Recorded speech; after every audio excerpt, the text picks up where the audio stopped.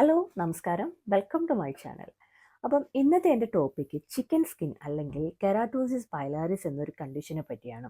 നമുക്കറിയാം ഇപ്പോൾ ഒട്ടുമിക്ക ആളുകളും സഫർ ചെയ്യുന്ന ഒരു പ്രോബ്ലമാണ് ഈ ഒരു ഏരിയയിൽ ഭയങ്കരമായിട്ട് കുരു കുരു കുരു പോലെ വന്നിട്ട് അവർക്ക് എന്താ സ്ലീവ്ലെസ് ഡ്രസ് ഒന്നും ഇടാൻ പറ്റുന്നില്ല, ഒരു കോൺഫിഡൻസ് കിട്ടുന്നില്ല ഈ ഒരു റീസൺ കൊണ്ട്.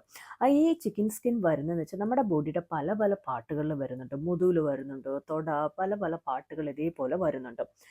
പിന്നെ ഉള്ളൊരു കംപ്ലൈൻറ്റ് എന്ന് വെച്ചാൽ വർഷങ്ങളായിട്ട് ഇതിന് ട്രീറ്റ് ചെയ്യുന്നു, ഇതുവരെ അത് കംപ്ലീറ്റ് മാറുന്നില്ല. പല പല ഡോക്ടേഴ്സിനെ കാണുന്നുണ്ട്.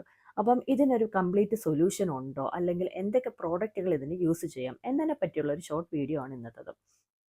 ഈ ചിക്കൻ സ്കിൻ നമ്മുടെ സ്കിന്നിൽ ഉണ്ടാകുന്നതെന്ന് വെച്ചാൽ കുറേയൊക്കെ നമുക്ക് പാരമ്പര്യമാണ്.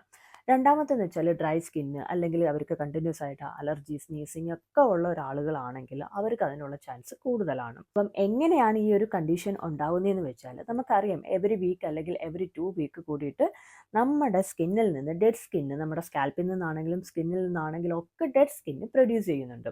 പക്ഷേ ഈ ഒരു കണ്ടീഷൻ ഉള്ള ഒരാളുകൾക്ക് അവർക്ക് പ്രോപ്പറായിട്ട് ആ ഒരു എക്സ്ഫോളിയേഷൻ നടക്കുന്നില്ല. അപ്പോൾ ആ ഭാഗത്തെ ഈ ഡെഡ് സ്കിന്ന് എന്ത് ചെയ്യും, ആ രോമത്തിൻ്റെ അടിയിൽ അങ്ങ് അടിഞ്ഞു കൂടിയിട്ട് അവിടെ ഇങ്ങനെ കുരു കുരു കുരു പോലെ ആവുകയാണ് ഇത് ചെയ്യുന്നത്.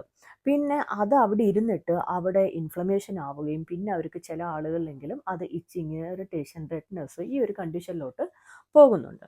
അപ്പോൾ പല ആളുകളും ചെയ്യുന്ന പല വീഡിയോകളിലും ഞാൻ കണ്ടിട്ടുണ്ട്, ഭയങ്കരമായിട്ട് സ്ക്രബ് ചെയ്യുക അല്ലെങ്കിൽ അങ്ങനെയൊക്കെയുള്ള വീട്ടിലുള്ള നാച്ചുറൽ റെമഡീസ് യൂസ് ചെയ്യുക എന്നുള്ളത്. പക്ഷേ ഇതെന്ന് വെച്ചാൽ നമ്മൾ ഇങ്ങനെയുള്ള നാച്ചുറൽ റെമഡീസ് യൂസ് ചെയ്ത് കഴിഞ്ഞാൽ നമുക്കത് ട്രീറ്റ് ചെയ്യാൻ പറ്റില്ല. പ്രത്യേകിച്ച് ഞാൻ പറയാന്ന് വെച്ചാൽ നമ്മൾ ഈ സ്ക്രബ് ചെയ്യുമ്പോൾ നമ്മുടെ സ്കിന്ന് ഓൾറെഡി അത് ഡാമേജ് ആയിട്ടിരിക്കുകയാണ്.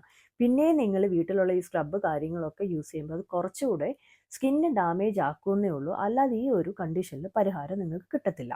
പിന്നെ എങ്ങനെയൊക്കെ നമുക്കിത് പരിഹരിക്കാമെന്ന് നോക്കിക്കഴിഞ്ഞാൽ, കെമിക്കൽ പീലിംഗ് എന്ന് വെച്ചാൽ മാർക്കറ്റിൽ ഇപ്പോൾ അവൈലബിൾ ആയിട്ടുള്ള, നമുക്ക് മാക്സിമം നമ്മുടെ ആ സ്കിന്നിനെ എക്സ്ഫോളിയേറ്റ് ചെയ്ത് കൊടുത്താൽ അത് ഒരു പരിധി വരെ നമുക്ക് പരിഹരിക്കാൻ പറ്റും. അപ്പോൾ എക്സ്ഫോളിയേറ്റ് ചെയ്യാൻ വേണ്ടി എന്തൊക്കെ വാഷ് നമുക്ക് യൂസ് ചെയ്യാമെന്ന് നോക്കാം.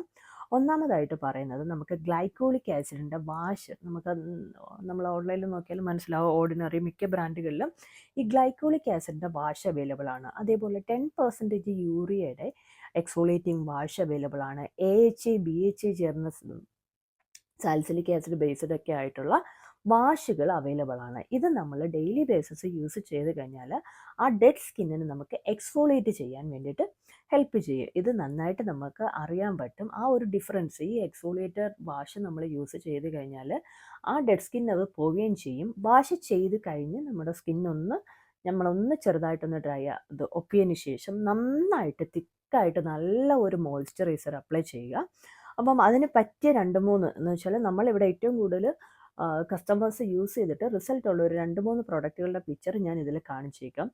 ഈ വാഷ് ചെയ്തതിന് ശേഷം ഒരു 50% യൂറിയയുടെ ഒരു ക്രീമുണ്ട്, അത് നമ്മൾ അപ്ലൈ ചെയ്ത് കഴിഞ്ഞാൽ ഒരു വിത്തിൻ 2-3 വീക്ക് കൊണ്ട് തന്നെ നമുക്ക് ആ ഒരു സ്കിന്നിനെ റിപ്പയർ ചെയ്തെടുക്കാൻ പറ്റും. എന്ന് വെച്ചാൽ ഡാമേജ് ആയിട്ടുള്ള ഭയങ്കരമായിട്ട് കുരുവായിട്ടുള്ളതാണെങ്കിൽ നമുക്കതിനെ റിപ്പയർ ചെയ്തെടുക്കാൻ പറ്റും. അപ്പോൾ ഈ ഒരു പ്രോസസ്സ് നമ്മൾ കണ്ടിന്യൂ ചെയ്യണമെന്ന് മാത്രമേ ഉള്ളൂ. ഇത് സ്റ്റോപ്പ് ചെയ്ത് കഴിഞ്ഞാൽ പിന്നെയും ഇത് തന്നെയായിരിക്കും അവസ്ഥ. അത് നമ്മൾ മനസ്സിലാക്കിയിരിക്കണം. അല്ലാതെ ഇതൊരു കംപ്ലീറ്റ് ആയിട്ട് നമുക്ക് ക്യൂർ ചെയ്യാൻ പറ്റില്ല. അപ്പം എക്സ്ഫോളിയേറ്റർ നമ്മൾ കൊടുക്കുക, അതിനുശേഷം തിക്കായിട്ടുള്ള നല്ല മോയ്സ്ചറൈസർ അപ്ലൈ ചെയ്ത് കൊടുത്തു കഴിഞ്ഞാൽ ഒരു പരിധിവരെ നമ്മുടെ ഈ ഒരു സ്കിൻ കണ്ടീഷൻ നമുക്ക് റിക്കവർ ചെയ്യാൻ പറ്റും.